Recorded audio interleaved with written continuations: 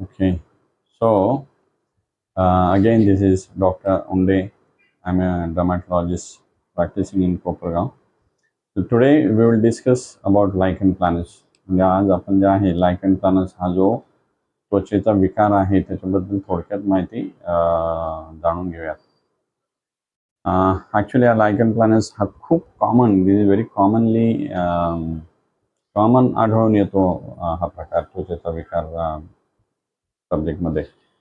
It can involve many systems. तो जो आहे या आजारामध्ये राईट फ्रॉम म्हणजे वरती स्कॅल्प माथ्यावरती केसांना पण प्रॉब्लेम होऊ शकतो. तोंडात जखमा होणं किंवा वारंवार चट्टे येणं, ओरल लाईक ओरल लायकिंग प्लॅनस किंवा होताना देखील त्याच्यामध्ये चट्टे येतात. त्याचबरोबर अंगावरती जे आहे निळसर रंगाचे पुळ्या किंवा वेगवेगळ्या शेपचे चट्टे पुरळ येणं हे खूप कॉमन आहे. And the problem is such की हा it can range from few weeks, few months to few years. काही महिने, काही वर्ष हा प्रकार त्रास देऊ शकतो. It all depends on the person's immune system, म्हणजे प्रतिकारशक्तीचा दोषामुळे हा प्रकार होतो. आणि ज्या पेशंटची प्रतिकारशक्ती खूप बिघडलेली आहे अशा पेशंट्समध्ये हे ऑटो इम्युन स्किन डिसऑर्डर्स याचं प्रमाण वाढत चालतं आणि ते it remains for some years असो, काही वर्ष देखील त्रास देऊ शकतात. तर बेसिकली याच्यात होतं काय, the body tries to build up some auto antibodies किंवा अँटीबॉडीज तयार व्हायला लागतात आपल्या स्किनच्या काही सेल्सच्या विरुद्ध वगैरे, काही पेशींविरुद्ध. आणि मग त्याच्यामुळं हे चट्टे आणि पुरळ येणं, आणि it has got a waxing waning course. कमी जास्त प्रमाणात हे ये जा चालू राहतं. तर जसं मगाशी म्हटल्याप्रमाणे अगदी टॉप टू बॉटम म्हणजे वरती माथ्यावरती त्याची केसांना देखील बाधा होऊ शकते, हेअर फॉलिकल्सला बाधा होऊ शकते.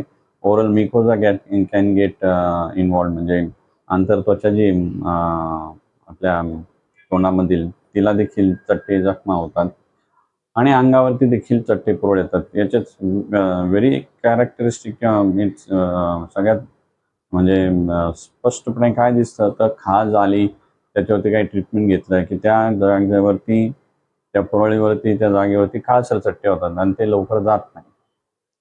इन सम पेशंट्स डेंटल अमॅलगम्स, ज्यांचे डेंटल म्हणजे मेटलचे डेंटल कॅप्स बनवले. अँड जसं बाकीचे त्वचेचे विकार ज्याच्यामध्ये दीर्घकालीन जे त्वचेचे विकार त्रास देतात, जसे सोरियासिस, एक्झिमा, आर्टिकेरिया, त्यामध्ये जसं गट हेल्थ खराब झाल्याने देखील या गोष्टी वाढतात. तर लायकन प्लॅनस ऑल्सो गट हेल्थ किंवा आपल्या आतड्यातील आरोग्य जे आहे ते खराब झाल्याने हे देखील वाढू शकतं. सो बेसिक थेरी याच्यात काय आहे की इन्क्रीज इंटेस्टायनल परमॅबिलिटी, म्हणजे आपल्या आतड्यातली जी अशी बारीक बारीक छिद्र पडतात आणि त्यातनं नको त्या गोष्टी आपल्या, म्हणजे नको ते प्रोटीन्स आपल्या ब्लडमध्ये सिस्टममध्ये जातात. and then body tries to throw them out and it evokes a immune response, strong immune response, म्हणजे प्रतिकार शक्ती त्याला बाहेर फेकण्याचा प्रयत्नात त्याच्या विरुद्ध काही अँटीबॉडीज तयार करतात आणि मग त्याच्यामुळे ह्या गोष्टी वाढत राहतात. तर जसं मी पूर्वी पण बाकीच्या व्हिडिओमध्ये जसं सांगितलं, याला सगळ्यात महत्त्वाचं आदर्श जीवनशैली किंवा आपली आयडियल लाईफस्टाईल जे आहे ज्याच्यात डाएट इज व्हेरी इम्पॉर्टंट. आदर्श जीवनशैली आपण अंगीकारून किंवा प्रॅक्टिस करून ह्या गोष्टी कमी करू शकतो. मग जसं माझं दुसरा एक लाईफस्टाईल आदर्श जीवनशैली म्हणजे काय, तो एक व्हिडिओ आहे, त्याच्यात सगळं दिलेलं आहे. किंवा आहारात मोठा रिफाईन शुगर, रिफाईन ऑइल, तेल, मैदा, बेकरी आयटम्स, गहू अशा पेशंट्सनी टाळणे.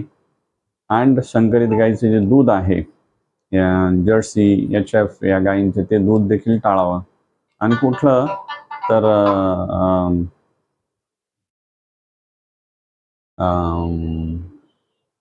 देशी गाईचं जे आहे किंवा गावरान गाईचं दही, ताक, तूप अवश्य आहारात घ्यावं. की त्याने काय होतं की आपली जी गट हेल्थ आहे किंवा जे बेनिफिशियल मायक्रोब्स आहेत ते वाढतात दही ताक घेतल्याने. So that you should inculcate in your diet. आणि ट्रीटमेंट पार्टमध्ये जे आहे, आणि काही पेशंट्सला ड्रग इंड्यूस काही मेडिसिन्सने देखील बीपीच्या किंवा शुगरच्या ज्या काही गोळ्या आहेत त्याने देखील हा प्रकार वाढत राहतो. So you have to show तुम्ही जर काही मेडिसिन्स घेत असाल, हार्ट पेशंट्स असाल, डायबिटीस पेशंट असाल, तर ते तुमच्या डॉक्टरांना दाखवणं गरजेचं आहे. And may be then there can be म्हणजे त्याच्यात काही मेडिसिन जे आहेत पर्टिक्युलरली ते चेंज करून ते प्रमाण कमी होऊ शकतं. पण मोठा म्हणजे ब्रॉडली काय आहे, तर याला जीवनशैली किंवा गट हेल्थ सांभाळणं खूप गरजेचं आहे. आहार, विहार ह्या गोष्टी, झोप घेणं चांगलं गरजेचं आहे. आणि तणाव निवारण, stress management, as I always say, that is also very important. तर हे थोडक्यात लायकन प्लॅनेट्सबद्दल आहे. ट्रीटमेंटमध्ये याला मग भरपूर ट्रीटमेंट्स आहेत. पण पेशंट्स येतात आणि ते फील की सर आता हे 5वी चक्कर, 6वी चक्कर, 7वी चक्कर. चक्कर कमी करायचे असेल तर you have to work on your ideal lifestyle. तुमचं नैसर्गिक जीवन पद्धती तुम्ही हे केले पाहिजे. आहार देखील जो आहे नैसर्गिकरित्या आपला आहार आपल्या याच्यानुसार घेतला गेला पाहिजे. म्हणजे पॅकेट फूड्स, रिफाईंड प्रोडक्ट्स हे गोष्टी किंवा हॉटेलचं खाणं, नॉन-व्हेज ह्या गोष्टी टाळणं आवश्यक राहील. पालेभाज्या याच्यामध्ये मग रोल येतो, you should increase the natural antioxidants in your diet. आहारामध्ये नैसर्गिक अँटीऑक्सिडंट जे आहेत त्याचं प्रमाण वाढवलं पाहिजे. मग म्हणजे काय, तर विविध रंगाच्या भाज्या, फळभाज्या, पालेभाज्या, फ्रुट्स हे वाढवणं गरजेचं राहील.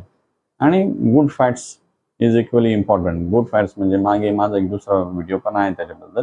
तर गुड फॅट्स म्हणजे देशी गाईचं, गावरान गाईचं घी, देन ऑलिव्ह ऑइल, देन किंवा बदाम, अक्रोड, omega 3 fats, coconut oil. Coconut oil म्हणजे व्हर्जिन कोकोनट ऑइल, जे घाण्याचं खोबऱ्याचं तेल आहे साऊथला किंवा दक्षिण भारतात ते वापरलं जातं. So this things you can try. These are very simple things.